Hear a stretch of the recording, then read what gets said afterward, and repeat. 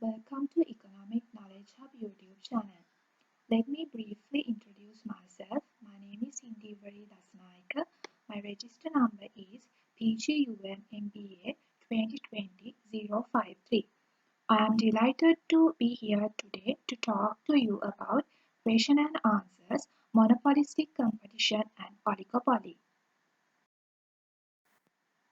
My talk is divided into two main parts. First, I will talk about what is product differentiation, what role does it play in the determination of price under monopolistic competition. Let me begin by explaining monopolistic competition. Monopolistic competition is a market structure in which firms' products are comparable rather than homogeneous. Product differentiation gives the product some market power by acting as a barrier to entry. There are two features of monopolistic competition. This is the main features of the monopolistic competition. One is the product differentiation, other one is the existence of many firms supplying the market. Based on the above question, first of all, we move on to the product differentiation. I think everybody has heard about product differentiation, but hardly anyone knows a lot about it. Actually, product differentiation is the process of distinguishing a product or service from other to make it more attractive to target market. Uh, in economies, uh, successful product differentiation is inconsistent with the condition of the perfect competition, which require products of competing firms to be perfect substitutes. Consumers do not need to know everything about the product for differentiation to work. As the consumer perceive that there is a difference in the products, they do not need to know how or why one product might be higher quality than the other. For example, a generic brand of cereal might be exactly the same as the brand name in terms of quality. However, consumer might be willing to pay more for the brand name despite the fact that they cannot identify why the more expensive cereal is a higher quality. There are three types of product differentiation.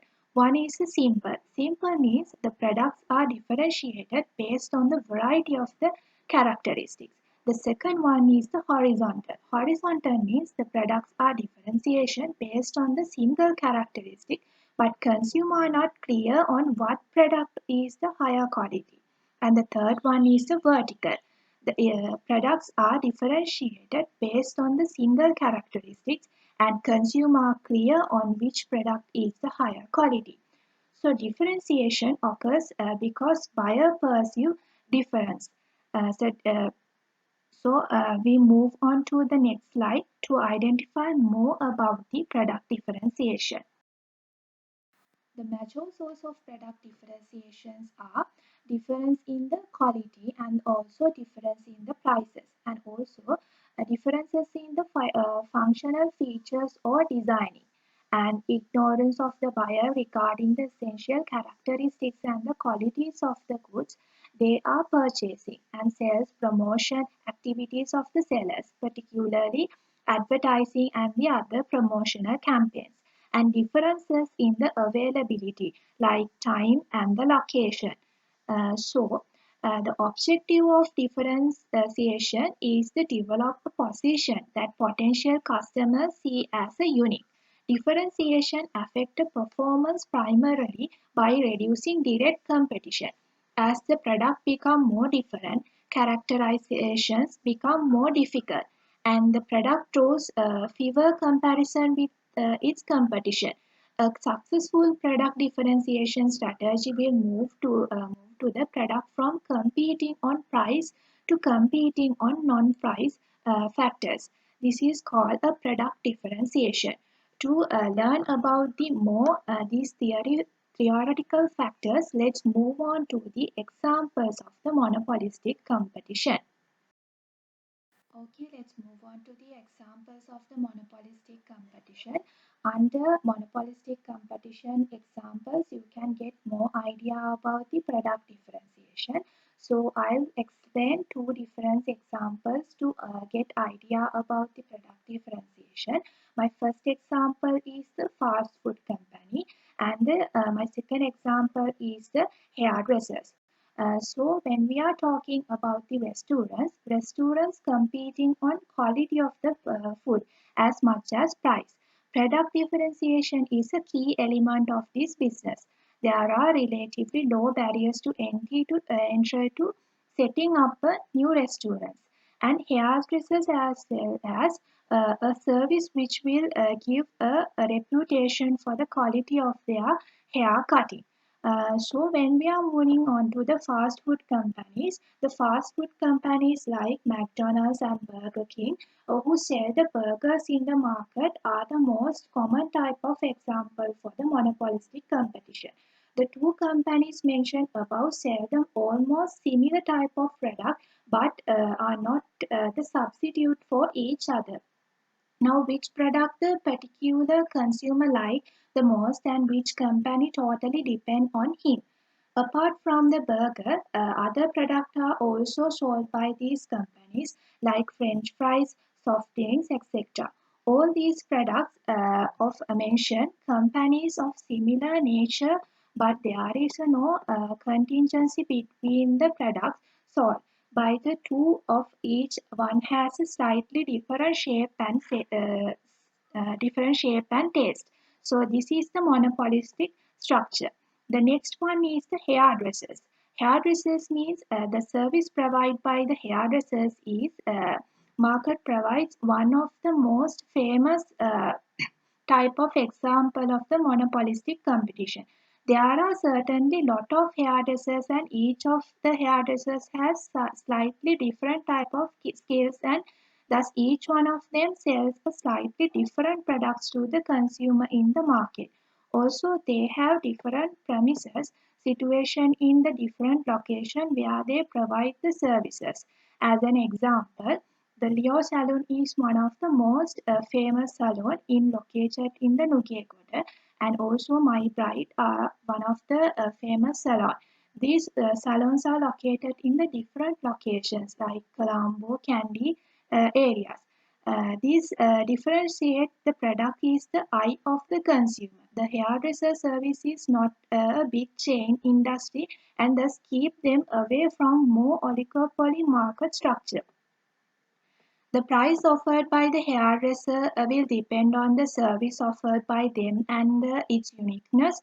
It is particular hairdressers is known for providing the best service in the particular market, then it is increasing the prices of its service as they know the consumer can pay slightly more amount of money for their superior services. Salons also categorize according to the quality of their services. The uniqueness given the power to change more amount.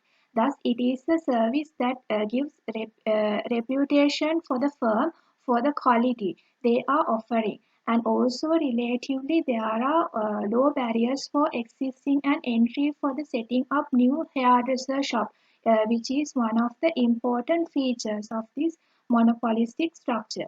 So these are the examples of the monopolistic structure, how products are differentiated in the market. Okay, let's move on to the first question, second part. It's based on the price determination under the monopolistic competition. Under monopolistic competition, the firm will be in an equilibrium position when marginal revenue is equal to marginal cost.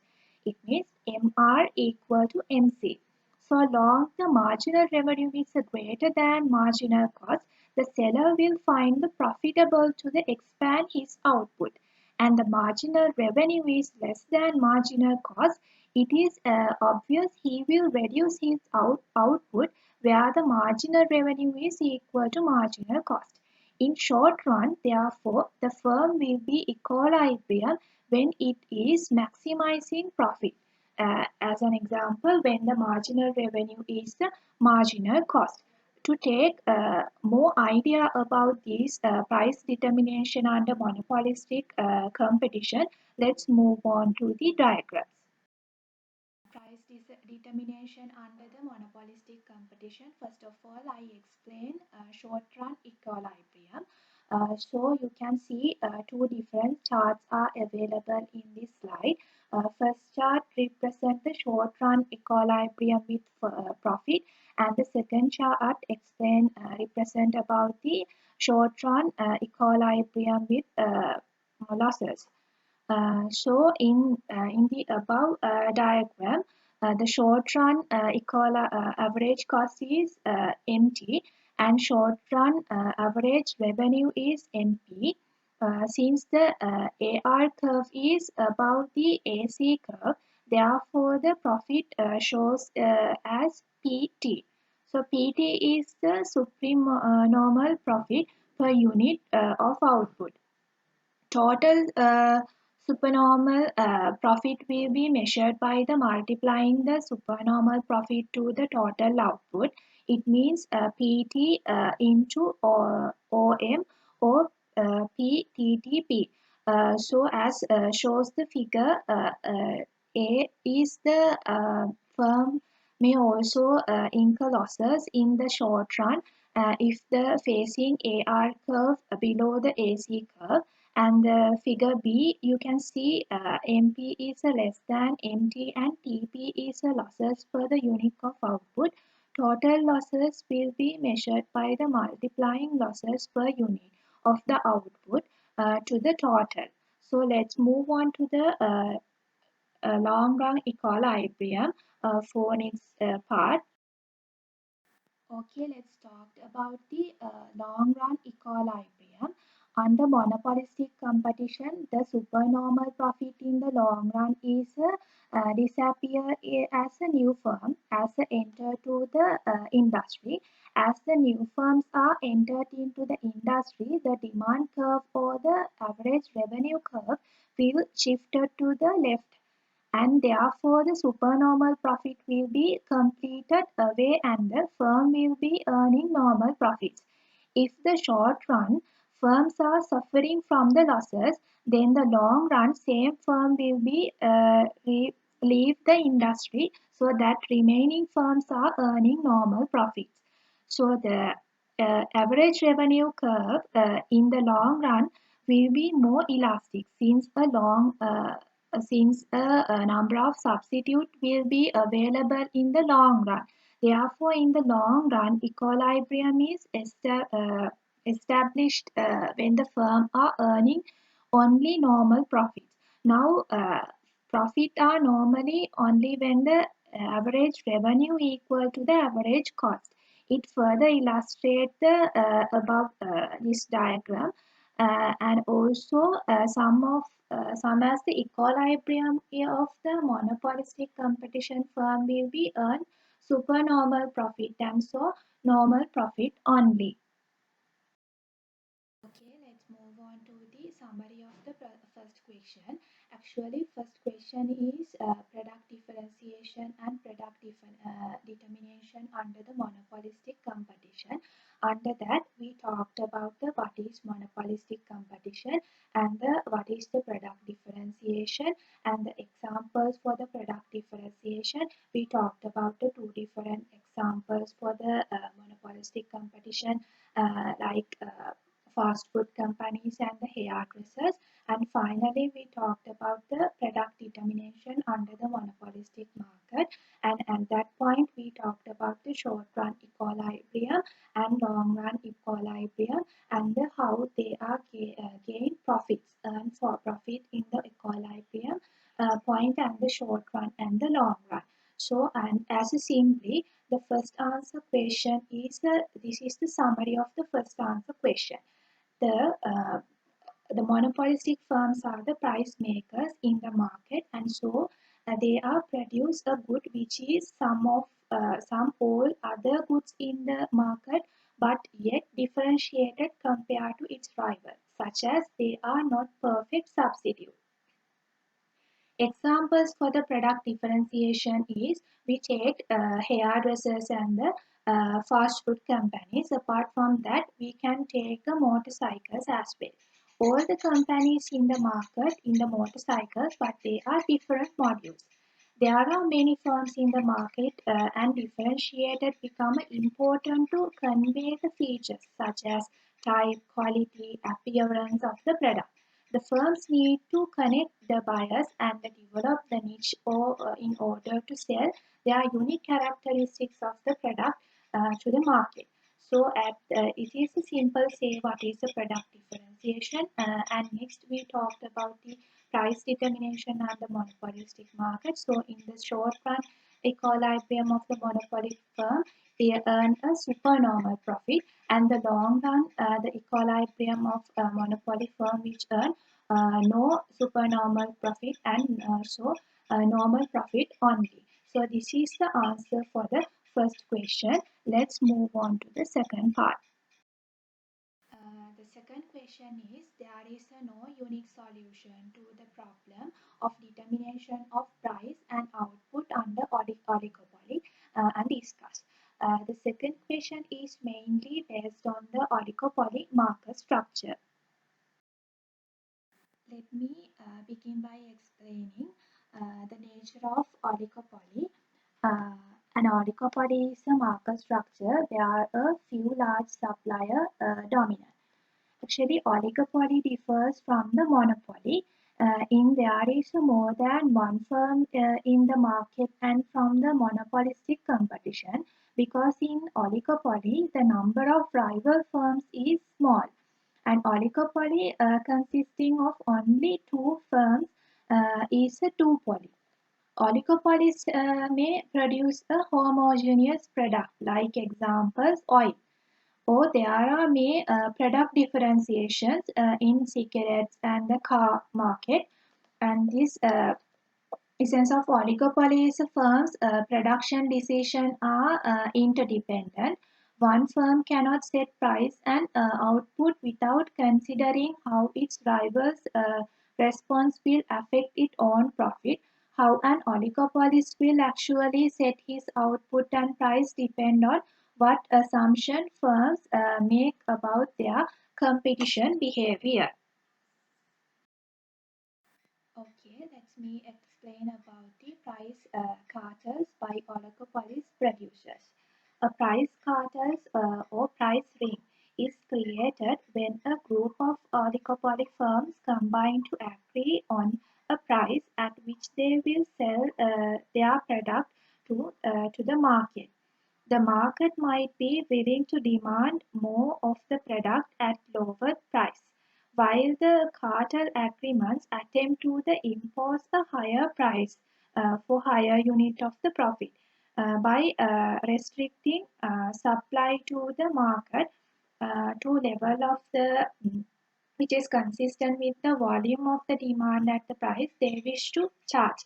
So each oligopoly firm could increase its profit if all the big firms in the market charge the same price as monopolistic would and split the output between them.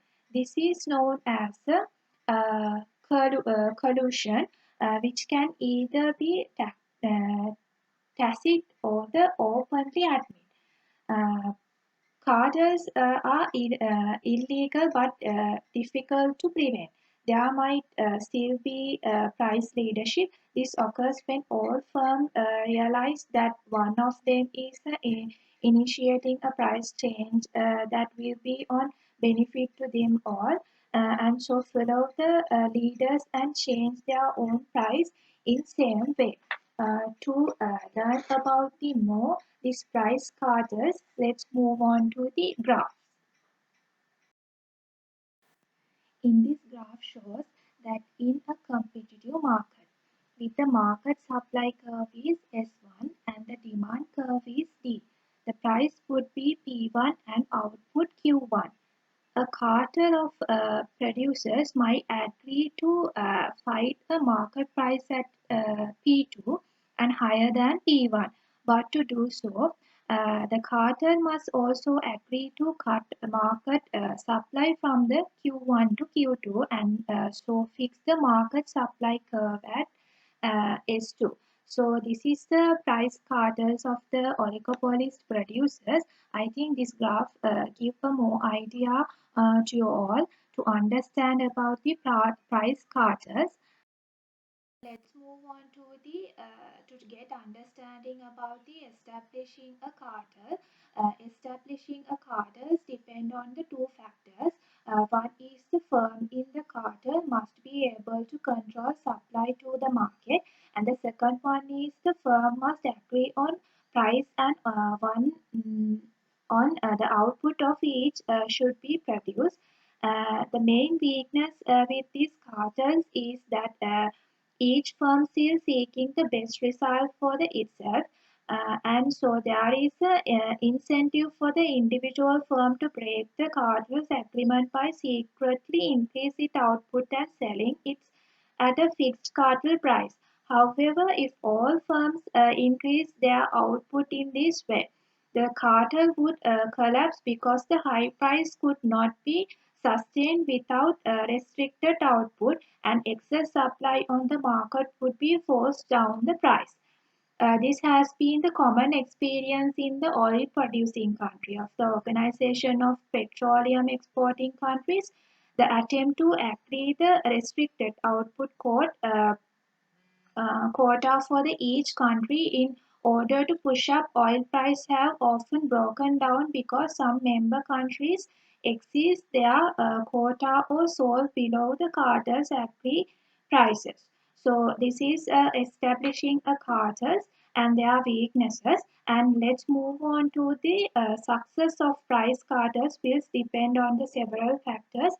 In next slide, explain those success of the price cartel will depend what are the factors.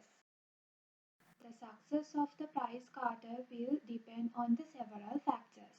The first factor is whether it consists of the most or all of the producers of the product, whether or not there are close substitutes for the product. For example, price cartel by taxi driver might lead to a shift in demand from transport services to buses, cars, or trains. The third one is the ease of with the which supplier can be regulated.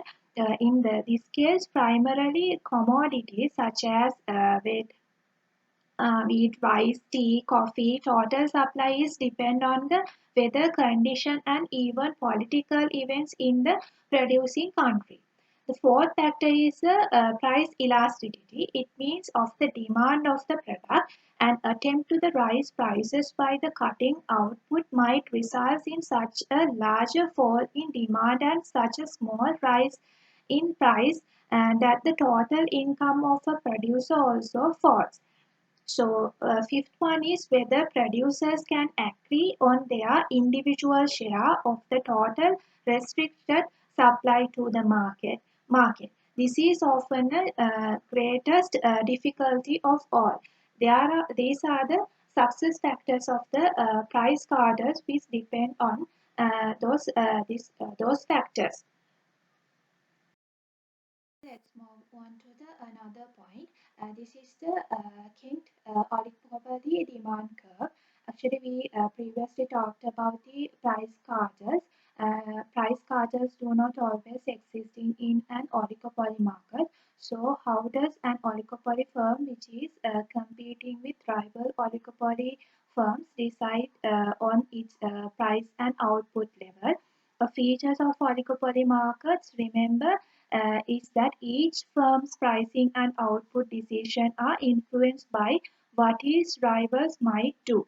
So when demand conditions are stable, the major problem is a oligopolist in the fix in his price and output is judging the response of his competitors to the prices he has set. An oligopolist is faced with the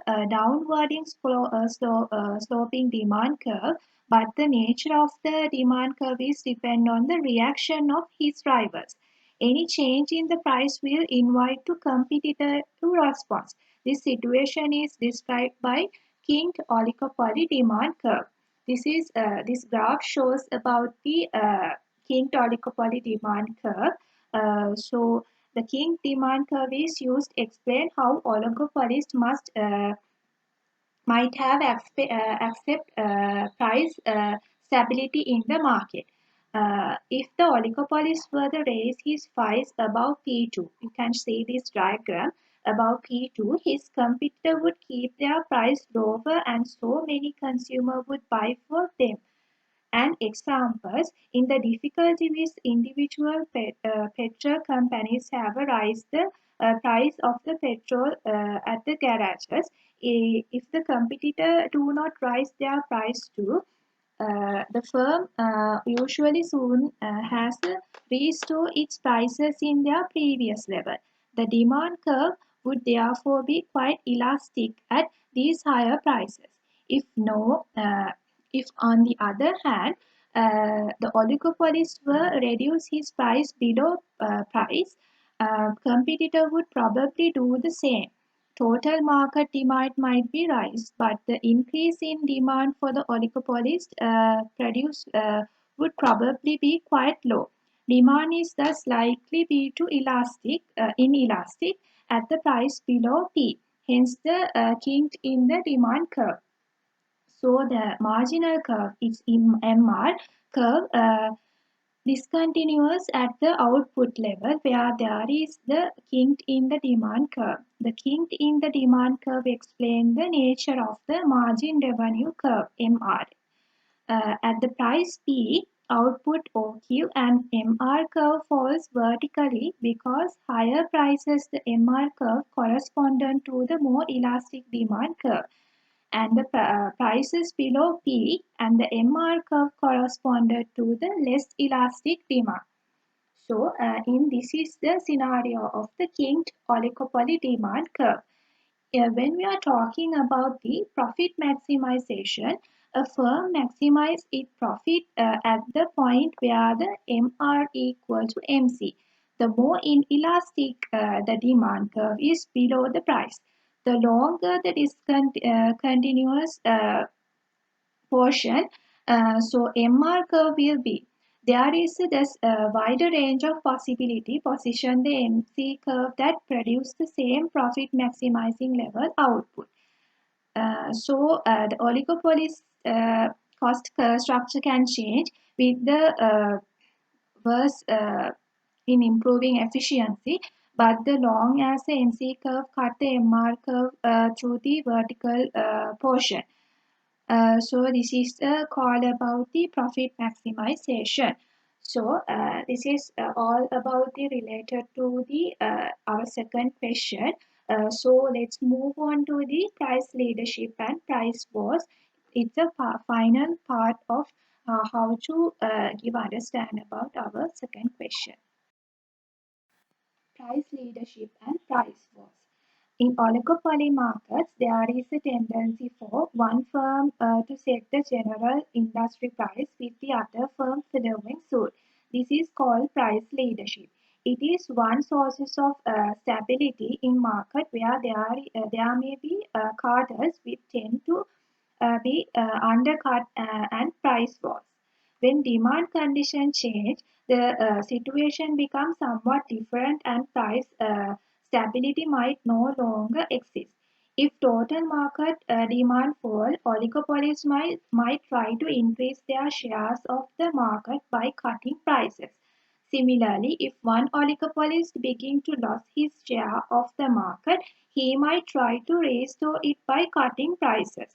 The consequence would be price war. In the UK, in recent years, there have been price wars by supermarkets and oil companies in selling petrol. For example, the effect of price wars is usually beneficial to consumers, but they are of limited duration because it is not in the interest of oligopolies to sustain them for long. Economists sometimes model the strategies of oligopolies and market participation in other types of market structure used in game theory, which involve maximizing participants' strategies according to what they stand to gain loss from each strategy. This all about the comes on a second question, and let's move on to the summary of the answer. This is the summary of the question number 2 answer. There is no unique solution to the problem of determination of price and output under the oligopoly. The main reason of this problem is mutually interdependence of firms, because there are two or three major companies in the market competing for, so acting of one firm can influence other, and this is resulting in overall losses. So companies under this structure go for the mutual independence, and there is no unique solution to the problem of determination of price and output under the oligopoly. So above slides give more explanation about the answer, and this is a summary of the question number 2 answer. In conclusion, let me sum up my main points. We actually discussed about the two questions. My first question is the product differentiation and the price determination under monopolistic competition. And the second question is there is no unique solution to the problem of the determination of price and output under the oligopoly. In that two questions covered these points. Mainly, we talked about the monopolistic competition and the product differentiation and the price determination under the monopolistic competition. And it's mainly focus on the first question answer. And the second question mainly focus on the oligopoly market. Under that, we talked about the nature of the oligopoly market and establishing a cartels in the kick demand curve and profit maximization, and also the price leadership and the price wars. And finally, the second question answer is mainly focused on the there is no unique solution to the problem of determination of price and output under the oligopoly. Okay, that's bring me to the end of my presentation. Thanks for your attention. And if you have any question, you can find me at this is my email address. And don't forget to click bell icon and subscribe me for more videos. And be safe. Have a good day to you all.